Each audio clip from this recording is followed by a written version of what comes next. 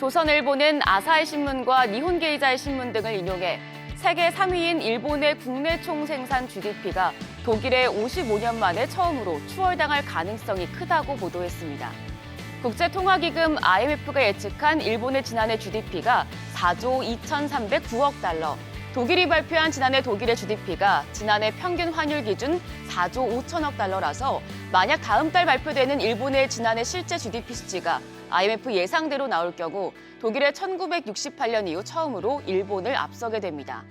일본은 제조업 부진으로 경제 활력이 떨어진 데다 엔화 가치 하락으로 달러로 환산한 GDP 수치가 영향을 받았습니다.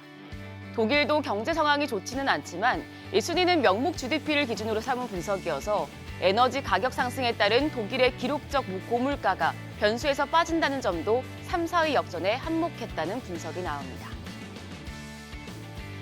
매일경제신문은 주택담보대출 갈아타기 수요를 잡으려는 은행들의 경쟁이 가열되면서 대출금리 하락에 탄력이 붙고 있다고 보도했습니다. 4대 시중은행의 지난달 신규 주담대 평균 금리는 전달보다 0.12에서 0.28%포인트 떨어지며 4.5%대로 내려갔습니다.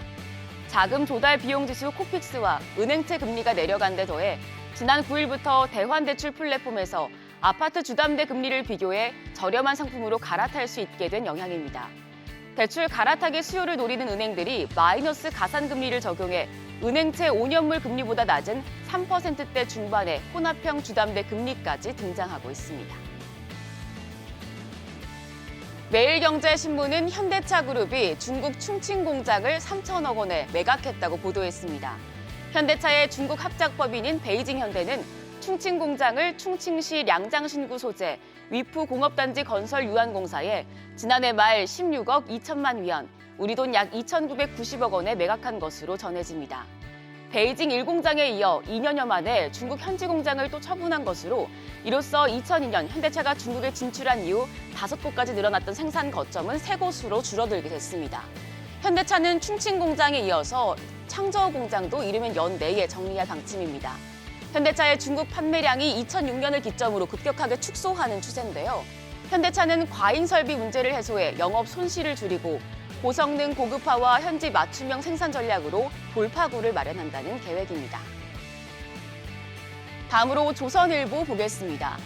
인류 공동 현안을 논의하는 세계 경제 포럼 다보스 포럼에도 인공지능 AI 바람이 거세게 불고 있다고 조선일보는 보도했습니다. 현지 시간 15일 개막한 다보스 포럼에는 작년 챗 GPT로 AI 열풍을 이끈 샘 올트먼 오픈 AI CEO와 사티아 나델라 마이크로소프트 CEO, 팻 겔싱어 인텔 CEO, 크리스티아누 아몽 퀄컴 CEO 등 AI 빅샷들이 총 출동했습니다. AI학계 4대 천왕으로 불리는 얀 르팽 뉴욕대 교수와 앤드루 응 스탠퍼드대 교수도 다보스 포럼에서 AI가 인류의 미래를 어떻게 바꾸고 있는지 심도 있는 토론을 이어갈 예정입니다.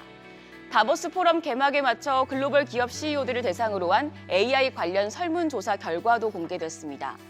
컨설팅 업체 프라이스워터하우스쿠퍼스 조사에 따르면 글로벌 CEO 중 25%가 AI 도입으로 회사 인원이 5% 이상 감소할 것이라고 답했는데요.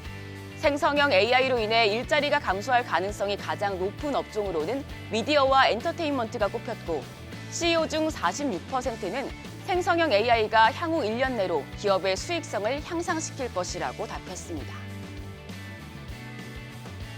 한국경제신문은 월스트리트 전형을 인용해 미국 월가 투자자들이 온라인에서 입소문을 타 개인 투자자가 몰리는 밈 주식에서 우량주로 옮겨가고 있다고 보도했습니다.